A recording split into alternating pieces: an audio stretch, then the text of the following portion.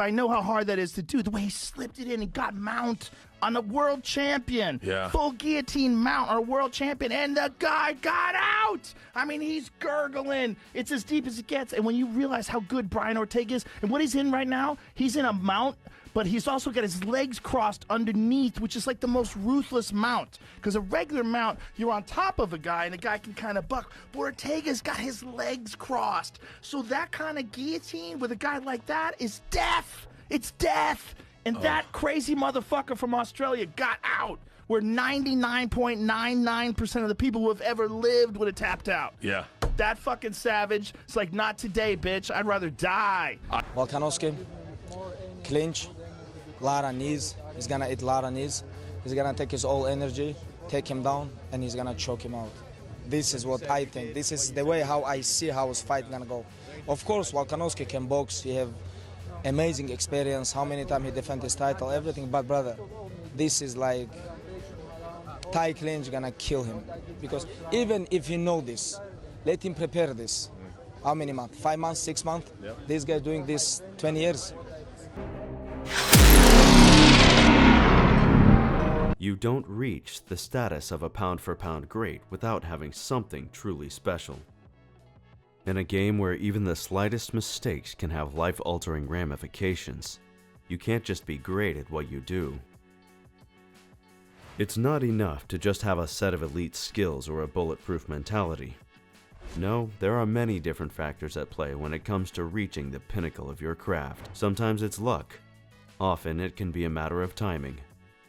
So when we tell you that it's nothing less than a privilege to see the two best fighters in MMA today competing in a super fight of gigantic proportions, we mean it.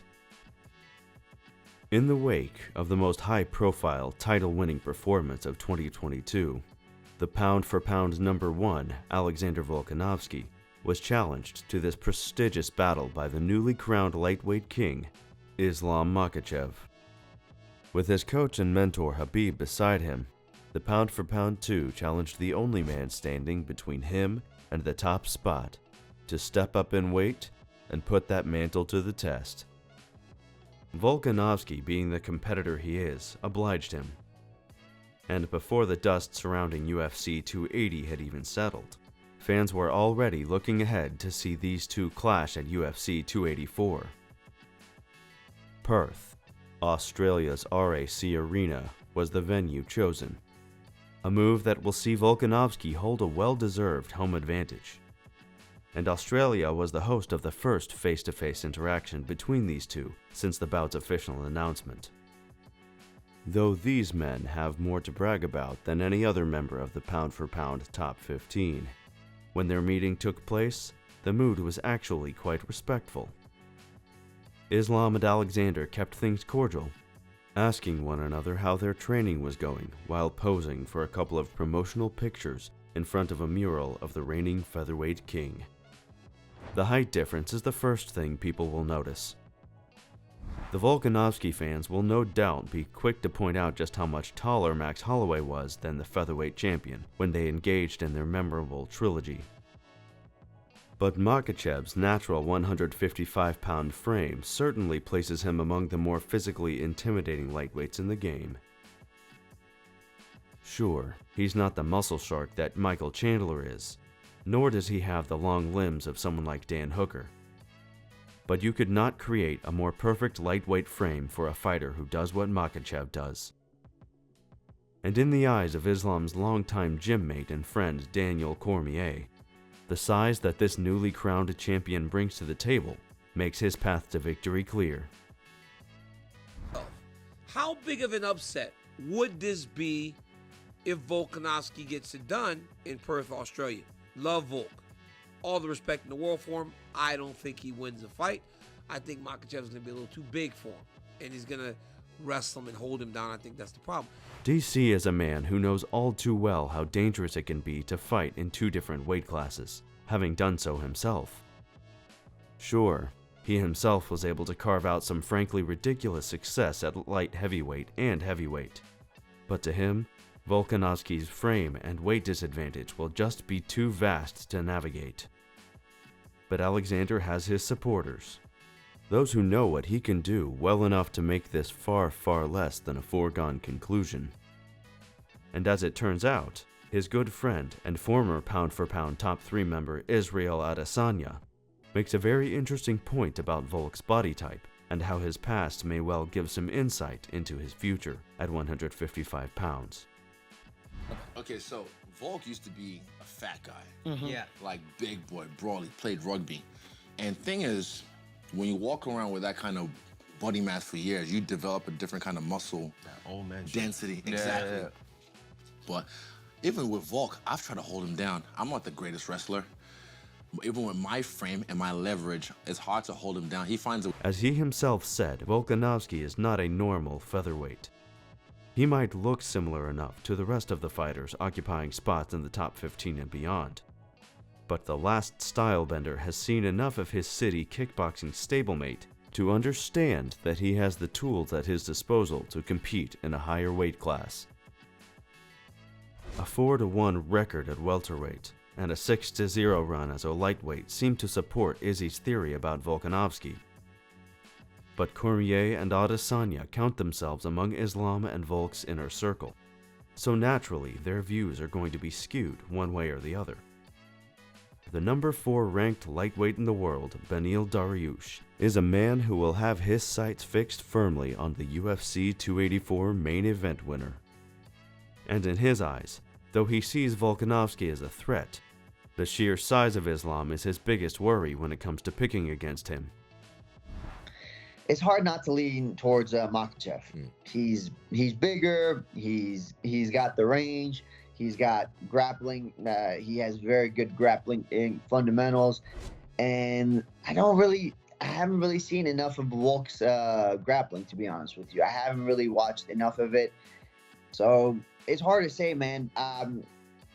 I'm leaning towards a decision for Islam, but it could be Volk, bro. He could be hard to take down. He could be able to get back up and then patiently just wears out Islam in the stand-up. It's a common thread with these picks.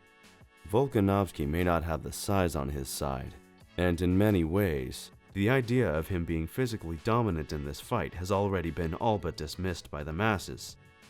But what if size isn't the definitive factor in this bout? What if it comes down to a battle of wills? Or to be more particular, what if Volkanovski brings something different to the table mentally than Charles Oliveira did last time around?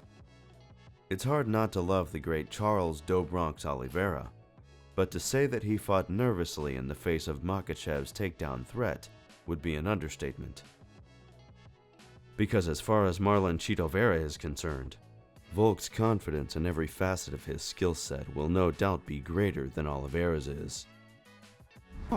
Well, Islam seems like, he's the real deal. He seems like when he get a hold of people, he can just control you and hold you down. I just was rewatching last night him versus Oliveira, and there was times in the standing up that Oliveira could pull the trigger, but he was worried about the takedown. I mean, if you have good jiu-jitsu, fuck the takedown, let the takedown happen, right?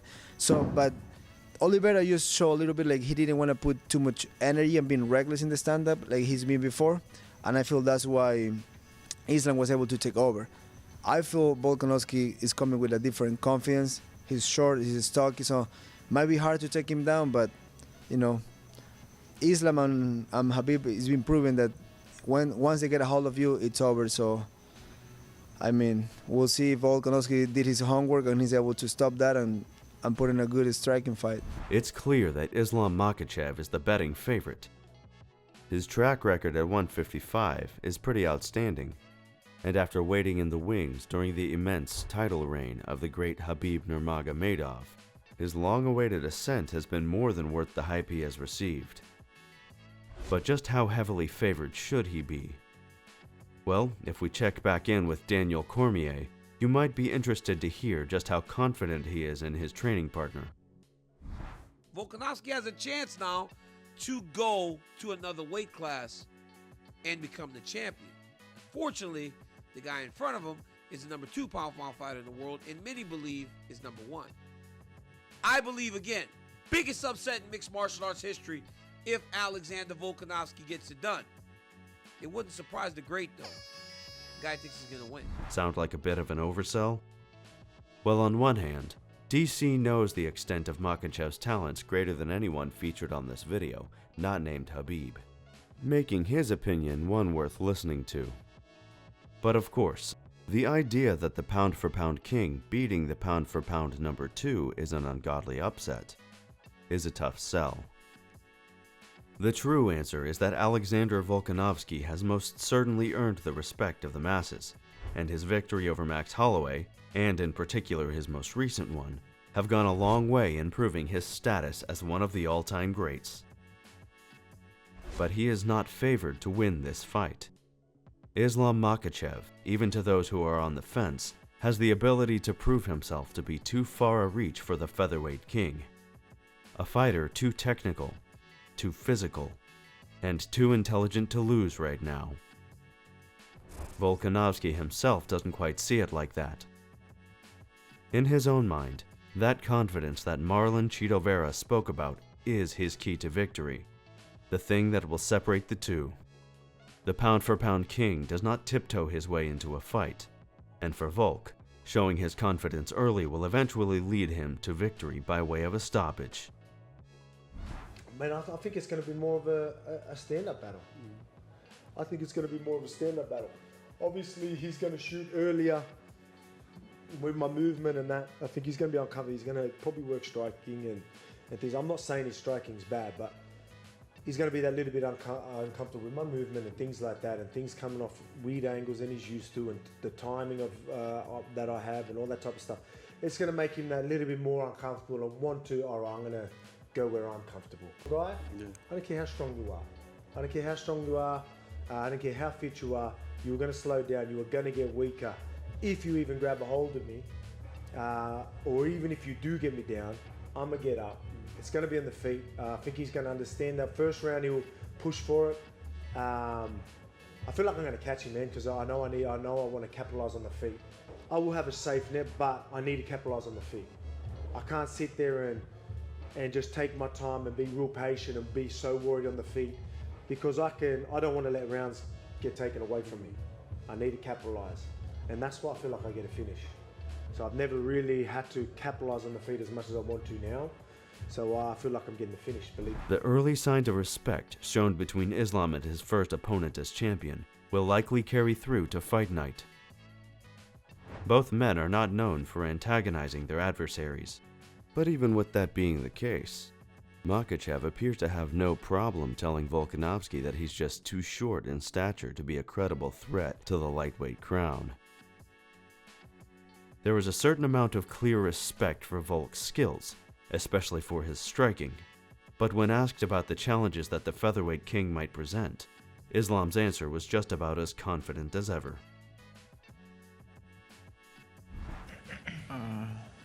Volkanovski is tough, you know, he have good skills, good striking game, but, you know, he is small for this division, I think. He want to jump 155, let's do this, but this weight class not his level, you know. You know, all my life, all my professional career, they avoid me, all these top guys, but now I fix one problem. I'm a bad match for everyone and I'm ready. Who UFC put in front of me, I'm gonna smash all these people. Thank you for tuning in. Be sure to click the bell to be notified of future videos. If you want to be featured next time around, leave a comment down below. And be sure to check out some of our other videos.